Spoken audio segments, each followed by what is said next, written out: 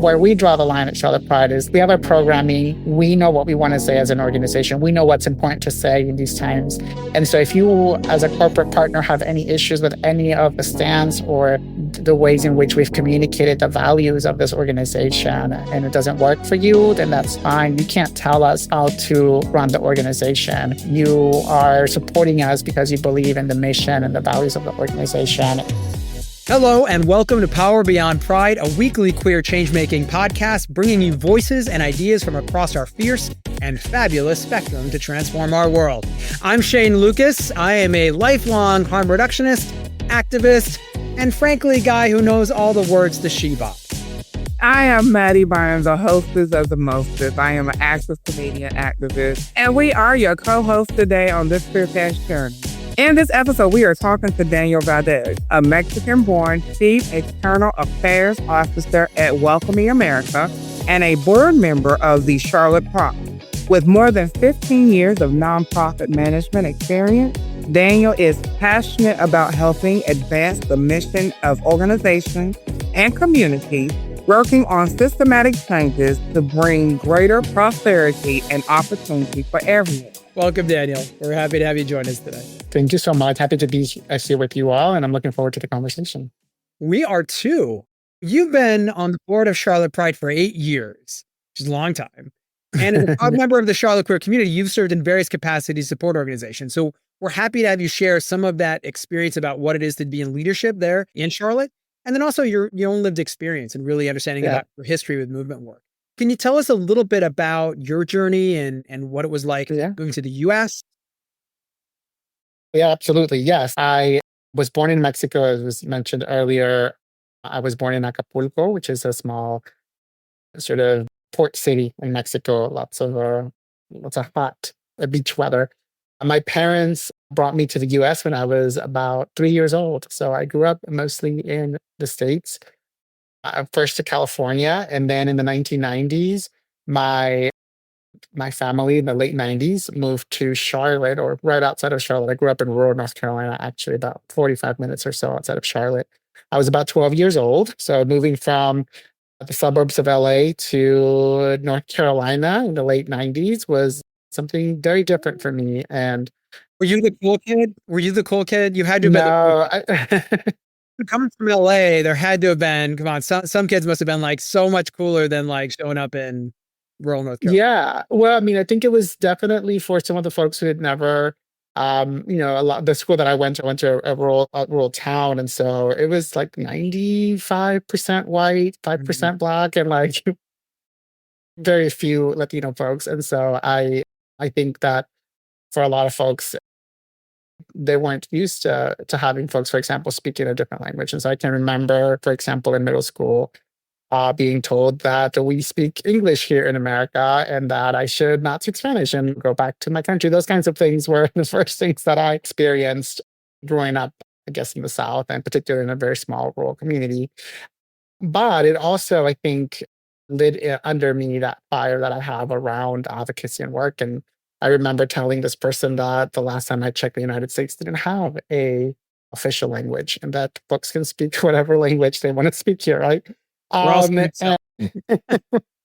so I think that to me is always something that I think about, right? It was the first time, when I was 3 years old till about 11, when I was in California, right? It was a dual language immersion type of schooling. So I had classes in English and in Spanish, and everyone looked like me, or at least was comfortable with folks that looked like me if they didn't look like me. And so coming to a different place, right? That sense of belonging and welcoming was something that I experienced, both in good ways, and also the sense of othering is something that I also experienced. And so, yeah, I came to North Carolina. My parents were looking for job opportunities. There was a lot of construction work happening in North Carolina, and they wanted to buy their home. They wanted to make sure that their kids were able to go to school. And so my parents, brought us to North Carolina. I grew up there. I was the first person in my family to go to college. And I stayed in Charlotte, not to be too far away from my family. So I went to Charlotte, to the University of North Carolina at Charlotte. And there sort of where my work sort of kicked off and started going. In college was when I realized this sort of world of nonprofit work and advocacy work and grassroots organizing. I was asked to volunteer as part of one of my classes, and I volunteered with a local Latino nonprofit in Charlotte and started doing advocacy work. And I'm sure we'll get into it in a minute, but yeah, it's a little bit about me. I was born in Mexico, came to the US when I was very young, and my family ended up in North Carolina because they were seeking a better life for their family, for their kids, and trying to find more sort of economic mobility opportunities. I've been there ever since, and I've gotten to learn to love North Carolina. I love Charlotte. I love the community that I've built there, and I've used as much of my time as I can to give back and to participate in the local community. And I'm excited to share more about that in a little bit, particularly through my work with Charlotte Pride. Well, that's wonderful. I will also say I get the upbringing and I can understand it. And I do agree with you in the sense where I think it made me a stronger person today to go through some of the obstacles that we go through, especially, and Shane, you probably attest this, when you grow up in a more rural farm area, there's a lot more closed mindedness and they have these preconceived notions of what life is supposed to look Mhm. like.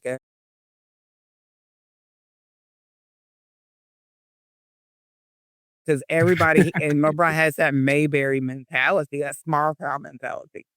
So I definitely agree with that.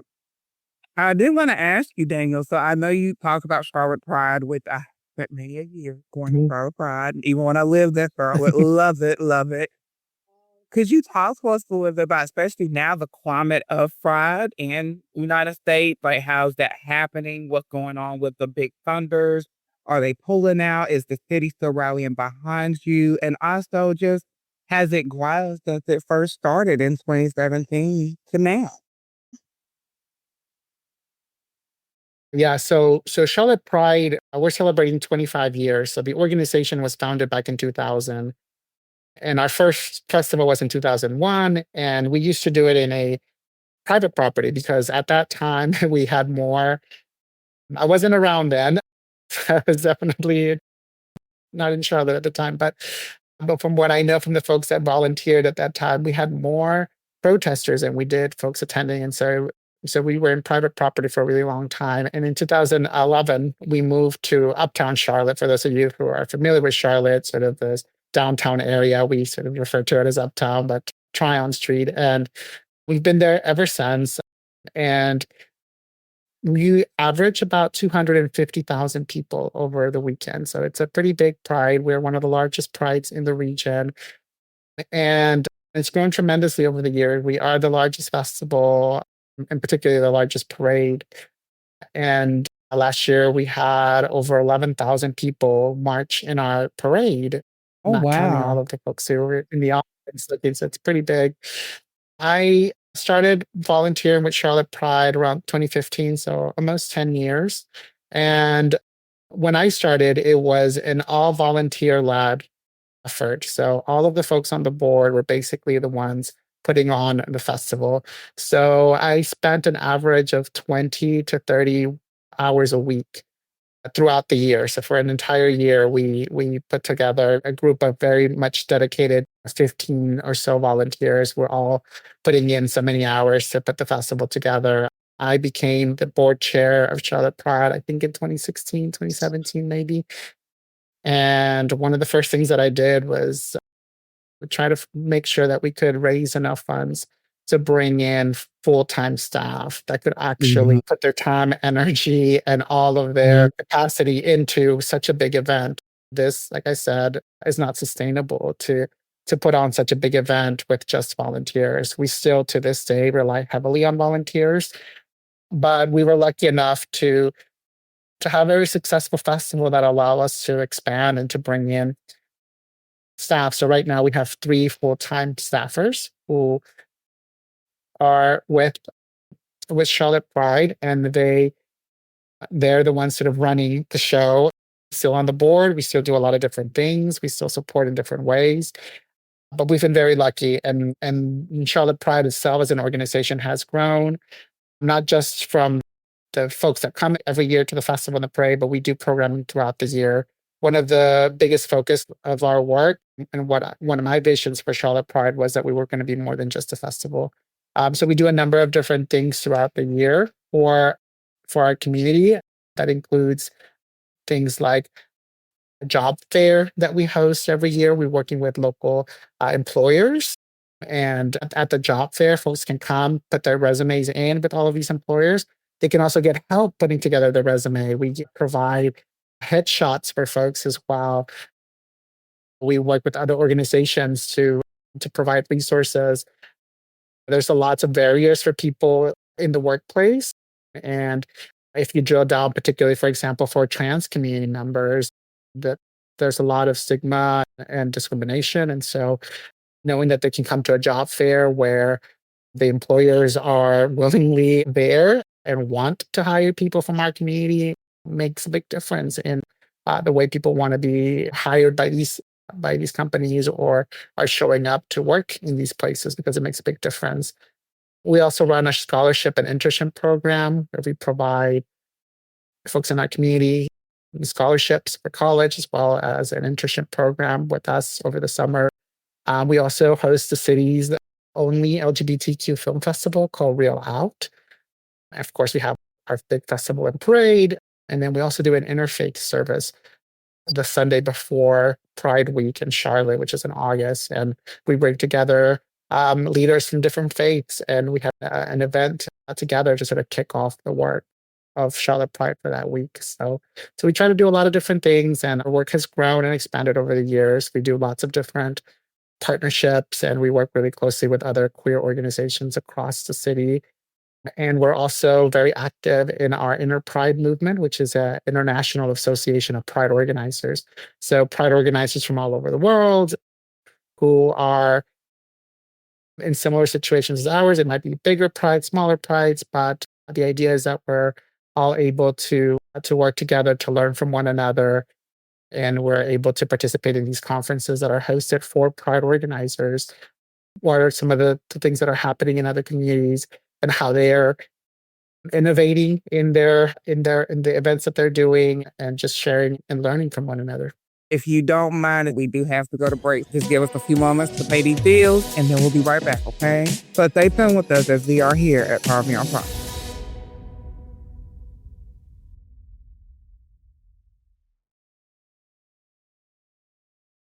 Welcome back. This is Power Beyond Pride, a queer change-making podcast, and I'm Shane here with my gorgeous co-host, Mattie. And we are talking with Valdez, who is just an absolute force in shaping and building the power that is Charlotte Pride. And Charlotte, North Carolina's Pride is really one of the sort of pinnacle across the country in terms of its growth and its size and its impact and its community investments. Your work supporting Pride has not only gotten notoriety for receiving the Stonewall Award, which again, congratulations for receiving that. That's Charlotte's highest level. But it's also, I think, shown in, like you said, the way that Charlotte Pride has grown. So I'm curious in the current climate, and I think it would be impossible to talk about the current moment without addressing the kind of uncertainty or the challenges that many prides have felt, but also what the investment in corporate partnership has meant. So I'm curious from your own experience, because a lot of prides have grown and expanded based on that relationship with corporate partners. And now we're seeing those corporate relationships change, I guess, as I'm going to be real nice, and I'm going to use this other diplomatic term and say that there has been shifting within those movements. How are you seeing that change? And then do you feel like, and I'm, as a member of the NGLCC, like I think about how deep those corporate relationships were without thinking about what cementing LGBTQ plus rights were. So there's a lot of relationship building, but not a lot of rights changing that happened during that time. How are you approaching this new moment in developing Pride, and certainly one of the more significant prides in the country? Yeah, no, thank you. Well, I mean, I think it is important for me, at least, and when I think about sort of the growth and trajectory of Charlotte Pride, thinking about the diversifying of our portfolio when it comes to funding and resources to do the work that we want to do. And so I think that has always been something that I've been really thinking about for a really long time. But it is true that a lot of the prides really rely on sponsorship, a sponsorship model, right? And when I was talking a little bit about the Enterprise organization, right, that's a place where we're learning from each other. Like, how are you fundraising? What are the ways that you're getting creative about thinking about this resourcing of this work? And learning not just from the United States, but from other places around the world, how they're doing that. And so a couple of things. One is we've really thought about how can we become more than just a festival and provide programming throughout the year, which I think opens us up to be able to receive funds and grants from foundations and entities that are not corporate, but that are really thinking about the mission of the organization and what we're trying to accomplish. And that can be appealing, particularly to local funders in the area. So that's been an area where we've been really lucky to work with organizations like the Hispanic Federation or the Arts and Science Council and those kinds of entities that are really interested in supporting organizations like Charlotte Pride that are providing some resources and programming to our community. The other is thinking about our individual fundraising strategy.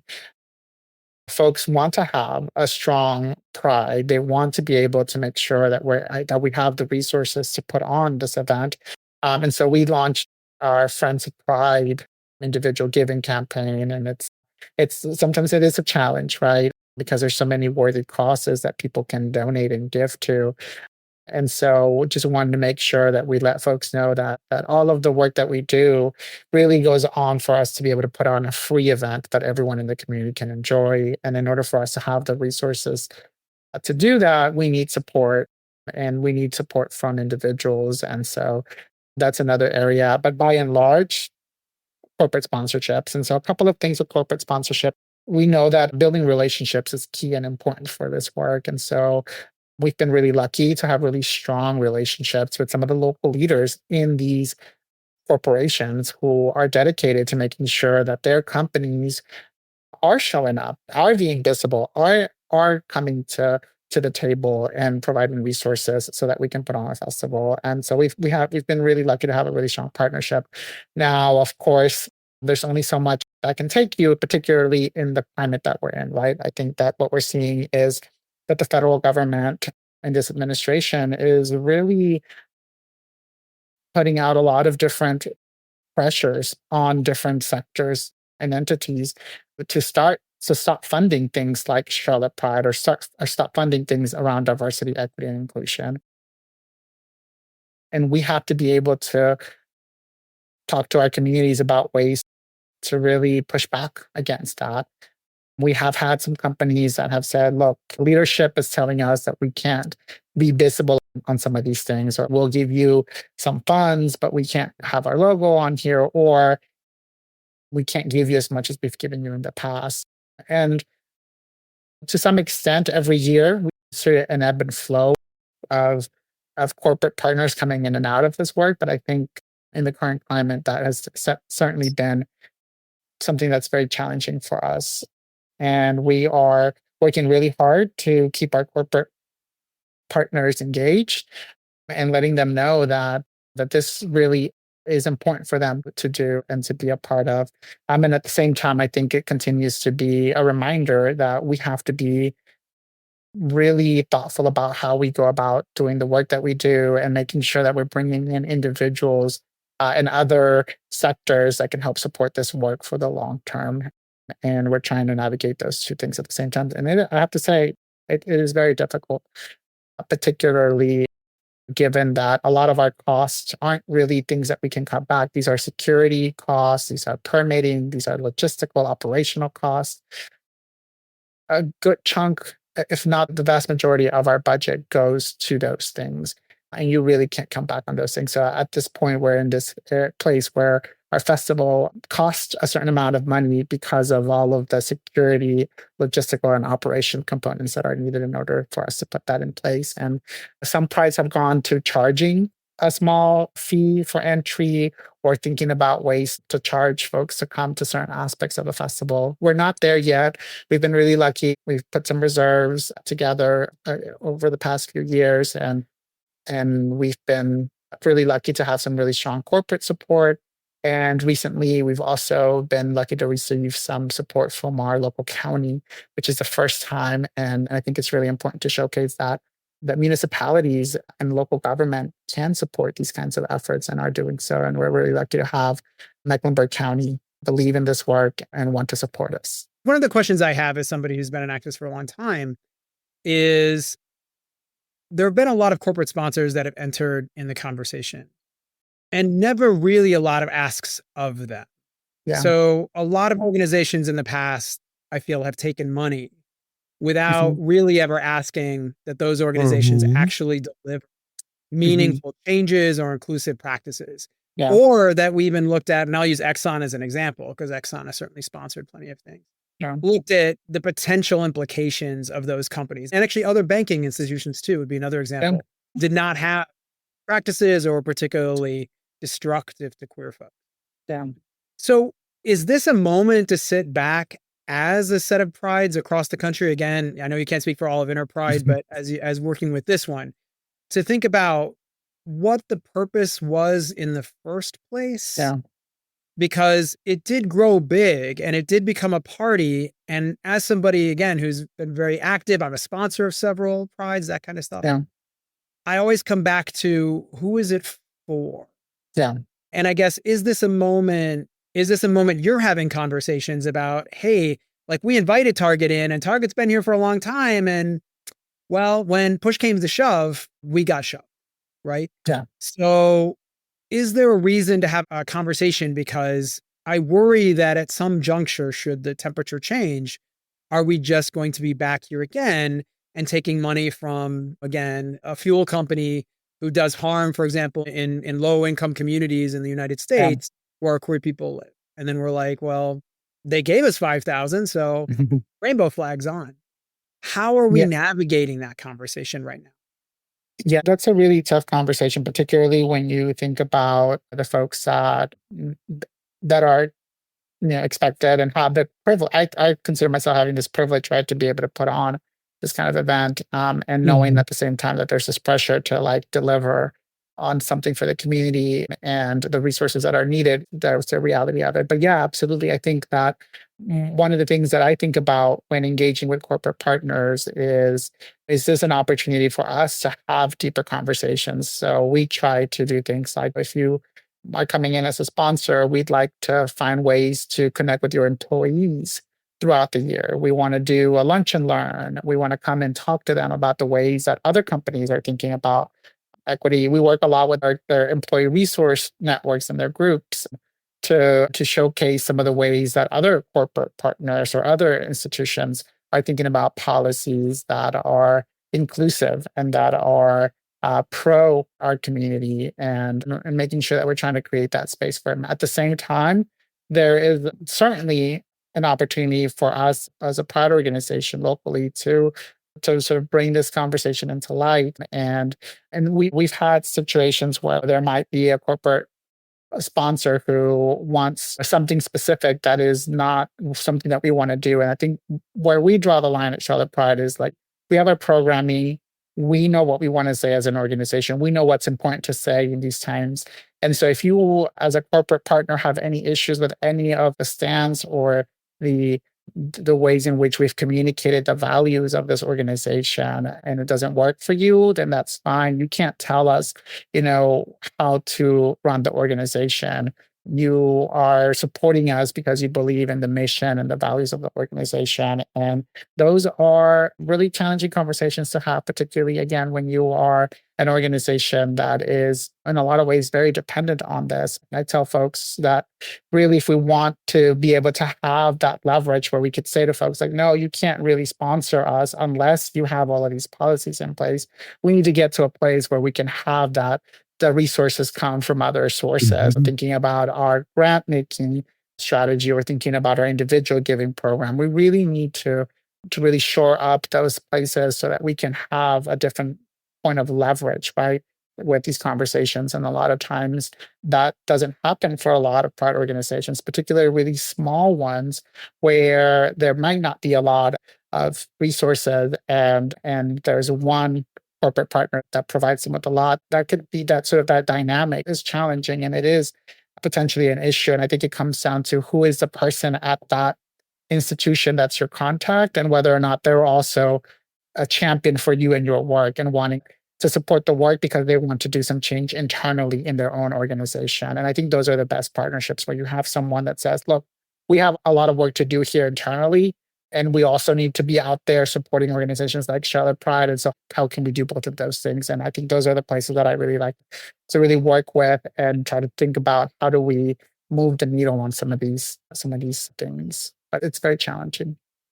And that's definitely across the board, because I would say a good example of that currently right now is Target, because the whole issue with the Yeah. DEI Target situation, and Target has always been a long time contributor to Ethnic Festival. So as a sponsor, and so with us boycotting, I was noticing yesterday while I was catching on this weekend, that's a conversation now that a lot of other vendors at Essence Fest are pulling out because Target is still a sponsor for Essence Festival. So it's like, how do you continue the relationship? Like you said, like when you know Yeah. that conversation, even if it's how is it left from deaf ears or is it actually taken and going and used to grow? You know what I'm saying? So I definitely think that's a good conversation. I do have another conversation. I don't know if this is too heavy for our topic. As we're talking about pride, knowing politically what's going on, and you was talking about security, is security going to be more heightened this year because of how ICE is acting and being and showing up in places? So is that something that we have to worry about, or is that something the board is trying to deal with?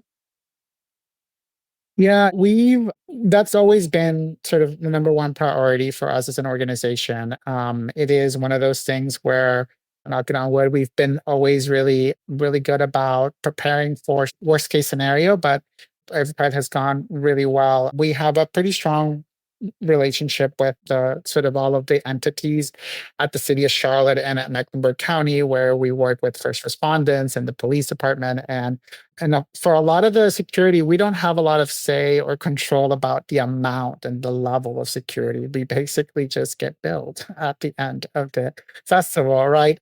So that is challenging, and that's something but we know that it's important for us to have security. There are things that we've tried to sort of implement and talk to our partners at the police department and other first responders departments within the city. But I would say that in terms of the level of security, we saw an uptick in the types of security right after the shooting at Pulse.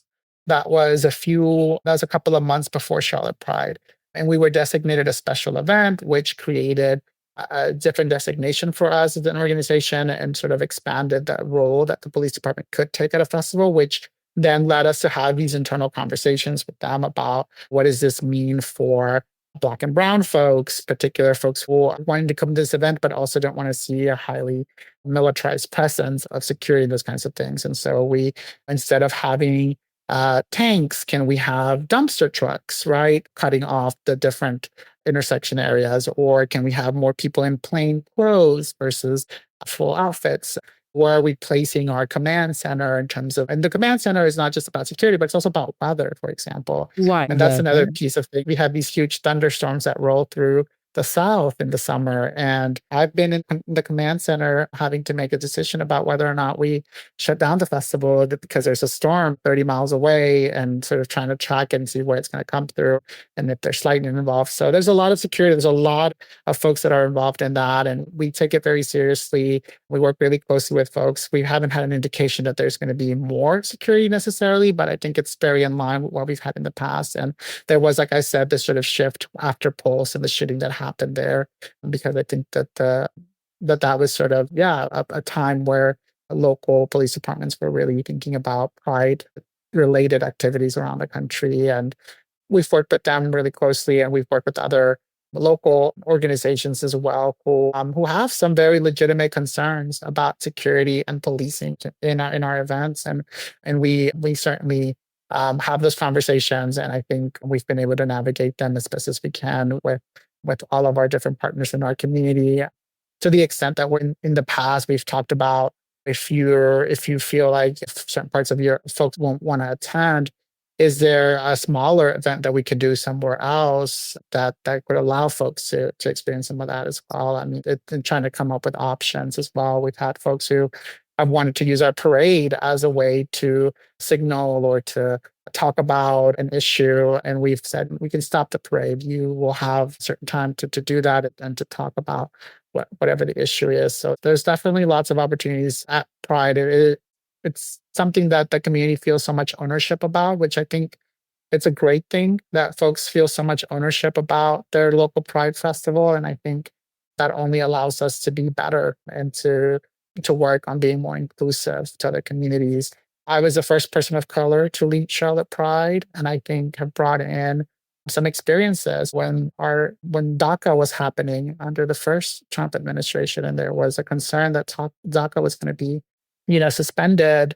I asked my board to issue, as an organization, to issue a statement in support of DACA. And a lot of them were not immigrants. They didn't really understand what the connection was. And I said, a lot of the folks who actually were leading this DACA work and the immigrant rights movement are queer immigrants themselves. And we, in the queer movement, DACA in particular, learned a lot from coming out, right? The people who came out to their families in the 80s and the 70s and sort of really thinking about this movement. And DACA youth dreamers, they were using a lot of those learnings from the queer rights movement around coming out as undocumented, coming out and sharing their stories, so that folks knew that when you were talking about an undocumented person, when you were talking about an immigrant, you were talking about people that you knew more than likely. And if you didn't share your story, if you didn't share that work, then those folks wouldn't have known that they actually had people that they loved who were part of those communities. And I think that not only is this speak to the intersectionality that I learned so much of the work that I did in the South organizing, but also this idea that a lot of that queer folks are in all communities. And we have to recognize that in order for us to really be truly inclusive and create that welcoming that we want. I'm so glad you mentioned that. And I would like to actually pull on that thread a little bit, but we're going to go to break really quick. This has been so wonderful for you to hear these stories, to hear this. Daniel, I really appreciate you sharing the insights into organizing Pride, because it's been so much in conversation. And I'm excited to learn more about you as we come back from break right after this.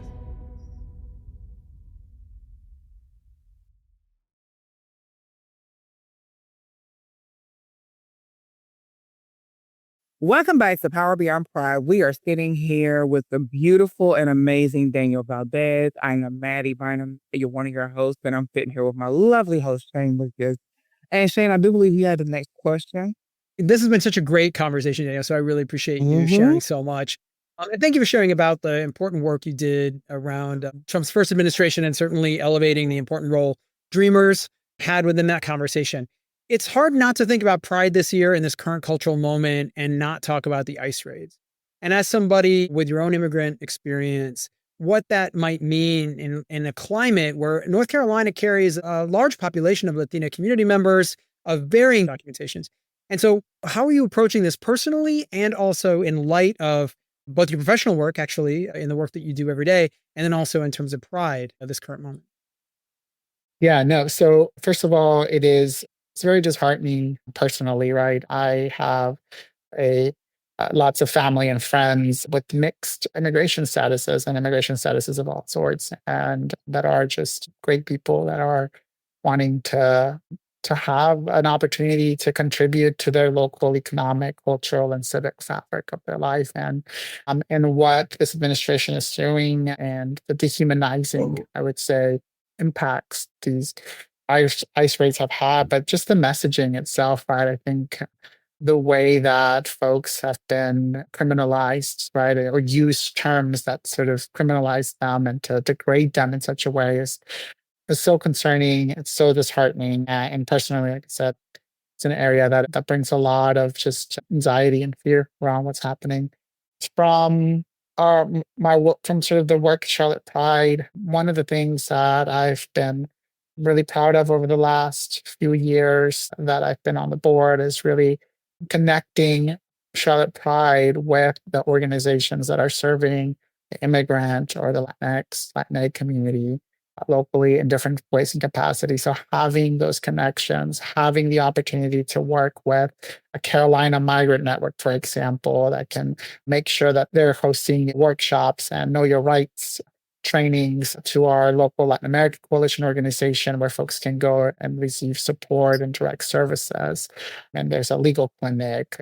So really, it's really thinking about how do we bring strategic partnerships into that conversation? Like, how can we make sure that we're cross collaborating, that we're not reinventing the wheel? There's a lot of resources, a lot of communities. So, like, if you're an organization and you are not, your primary focus isn't immigration or immigrant inclusion work or immigrant rights work, there are organizations locally that are doing this work and making sure that you're connected with them and amplifying the things that they're doing. So that's one of the things that we're doing, and we've been working with, like I said, folks like Hispanic Federation, Carolina Migrant Network, the Latin American Coalition, all of these organizations locally to make sure that we know what's happening and that we're able to have sort of a network of folks that we can connect to if anything happens at the festival, and that we need to serve those resources.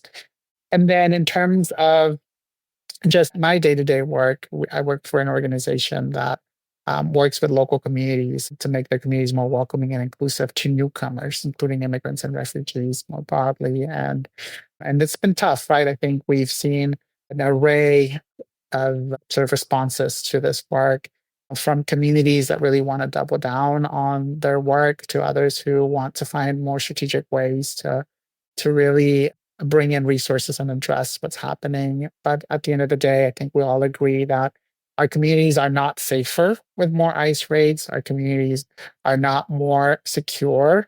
In fact, it's the opposite, right? That these kinds of raids are undermining people's trust in their local communities and local institutions.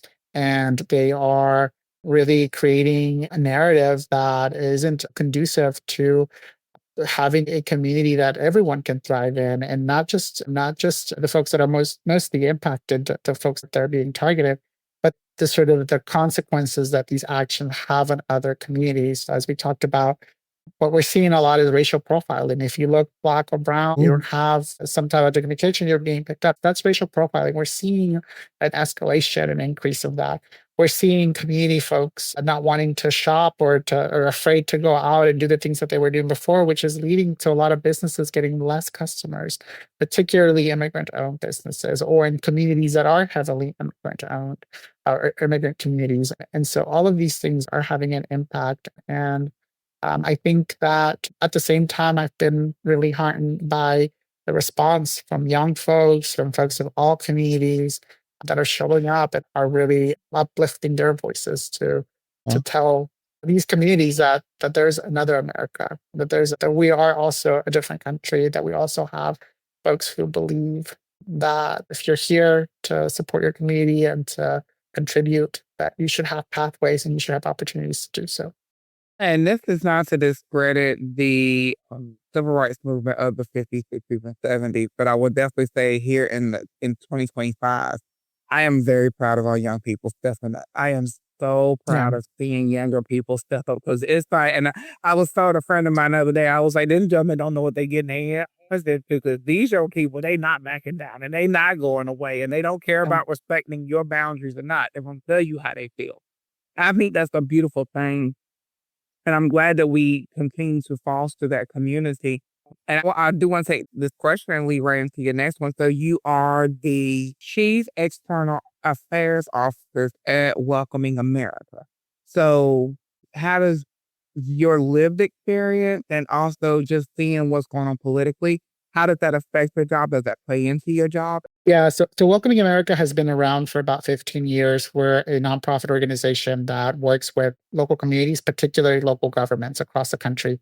We have a network of 300 members, from small communities in Nebraska to large cities in places like Dallas and San Jose, and smaller mid-sized cities like Charlotte and Dayton, Ohio. And what we do is we provide technical assistance and coaching to these local communities around what kinds of programs, policies, and practices they should have at the local level to be more inclusive for newcomers, including immigrants and refugees. And so a lot of our work really centers around bridge building work. How do you bring together long-term residents and newcomers in a community to do some bridge building work?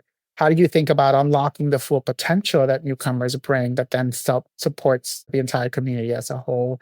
And so that's a big range, right? And it covers anyone that's new to your community. And they may be coming from Georgia to North Carolina, and you as a community have an interest in making sure that folks that are new to your community feel welcome and that are actually able to participate in the civic, economic, and cultural life of their community. But we know that immigrants, for example, might have higher barriers of entry into these spaces. So then that's where sort of that focus comes in, right? Someone that speaks the language, they don't necessarily need language services, or that you have as a community a language access policy. But actually for folks that are new, that are from a different country, that don't speak the language, and same thing goes for economic development, for your policing systems, your zoning policies and laws. So it can get very wonky. But we also run a certification program. So we actually certified cities as welcoming based on a standard of over 120 different program and policy recommendations that a local government needs to have in place. And so we currently have 30 certified welcoming communities across the country, and we're looking to expand. And so this work, that what's happening right at the federal level, has direct impact into the ways in which particular municipal governments want to lean in or not, or how much they want to lean into this work, given the targets that they can become for the federal administration in terms of funds and lawsuits and all of these different things that are coming out. But the work of Welcoming America is that if you do this work and you bring in a multi-sector collaborative and you create this foundation, that it allows you to react in a much easier, swifter way than if you didn't have those relationships and that work in place beforehand. So we know that we have lots of communities that we've been working with, but we know that these communities are also ready to push back, and we're ready to really exemplify what America is and should be about, and the values and principles that we have as a local community. And so, yeah, it's been impactful. We've seen an uptick in communities wanting to figure out ways to really let their local residents know that they are welcome in those communities, and that they're trying to do what they can and what they have control over to support. And as we know, it's not as easy, and it's very complex in terms of what a municipal government can and can't do in terms of what they have power over. And so navigating those complexities and helping those municipal governments think about ways to message and to talk to their communities and to engage partners and to create programs that can share a different story of who we are as a society. Well, and that's the important part, right? Is building those bridges, laying that foundation, and letting people know there's a space for every story, that we actually thrive in multiplicity. And I love that that's a lot of what your program does. And part of that is getting to know everybody. And we kind of want to get to know you a little bit more, Daniel. Yeah. So that's what we're about to do in our speed round. So if you're ready, we're going to take a little bit, we're going to go beyond the programs and into your life. I feel like we need a theme song that kind of like a little, I don't know, chime system. I told you we need to have Who Wants to Be a Millionaire theme song, with the lights coming down. You're ready, Dan. So your first question, and you can't spend time thinking about it, so do your best to kind of come up with a quick answer. Don't overthink them. We just want to get to know you. So how many languages can you say hello in? Probably 5. Oh, okay. Maybe. 5 is a round number. 5 is a divine number, so that's a good thing. You want to say hello in any of the languages? Hola, hello, oi, bonjour. Actually, probably 4 then. Let's keep it at 4. Oh, you got one. I'll throw you one. Ciao. You can do ciao. Ciao. Italian. There we go. Bravo. What's the weirdest gift you've ever received? The weirdest gift I have ever received. I don't know. Can I change it to one of the coolest recently that I've gotten? Sure. I got my, let's see, I just big Harry Potter fan. And so I just got this little wand from the Harry Potter store in Chicago. Oh, that's adorable. Do we have a favorite book? Goblet of Fire. Goblet of Fire. Good choice. Yes. Okay. So we'll go with the next question is, okay, what's the funniest insult you can come up with? Oh my goodness. Funniest insult I Sweet can come up. rotis. You don't strike me as an insult person, Daniel. No, I This know. this I'm very doesn't work. sarcastic, but I don't know. I guess just sarcasm usually, but can't think of anything in particular at the moment. Okay, best compliment. I love to eat, so the best compliment I can give to friends if they cook something and it's really delicious and good. Yeah, that's if I say this was really great or the food was amazing, that's a big compliment for me. I love to eat, just like everything to do. There we go. Love it. I love that. Look, I'm glad y'all not asking me these questions because y'all know I know an answer off the top of my head every 5 seconds. So moving on to the next question. Would you rather be overdressed or underdressed, Daniel? Underdress. Really? Yeah, I think I would probably like to be underdressed. I like being in very comfortable, but sort of loungy type of outfit. So at least I'll be comfortable if I'm underdressed. I hear that one. I'm all for that. All right. So in your opinion, what would be the best and most amazing buy one, get one sale item of all time? Oh, I love a good sale. Let's see, buy one, get one. Like the best one, I guess, could be like a house. Buy one house, get one free. Like a duplex deal. Wait a minute, but can we still get one property tax instead of two? Because that's the issue. Because That's a good question. You have to read the fine print. We have to read the fine print, but yeah. And then I'll just have I either have my family or my bestie move in next door, and then just have some cool neighbors. I like it.